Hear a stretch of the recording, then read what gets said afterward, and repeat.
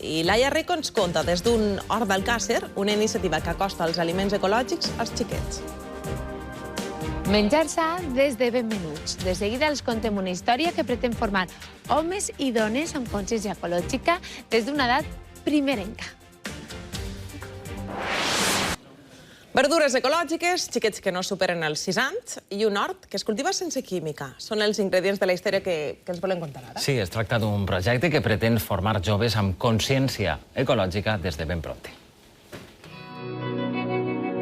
La història que els contem arranca en esta parada de productes biològics al mercat de Russafa de València. Javi, interessat a millorar la dieta dels més menuts, va contactar amb una escola d'infants que des del primer moment va saber respondre. Ellos nos ponen la alegría en la huerta, nosotros le ponemos la comida sana.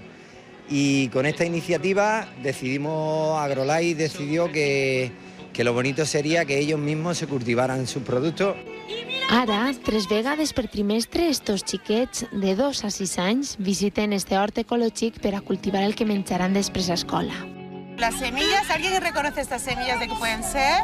Tan pequeñitas eran semillas De zanahorias. Concienciar als nanos lo que es la alimentació, que siga el més natural possible. Es gratificante saber que les gusta, saber que la labor del agricultor se puede empezar a reconocer de otra manera.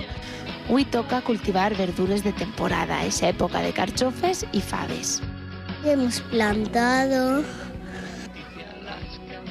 habas. Palo. Pues los piratas. L'experiència aconsegueix que els més menuts accepten millor les verdures al plat, un objectiu que més d'un pare voldria veure complit a la taula de casa.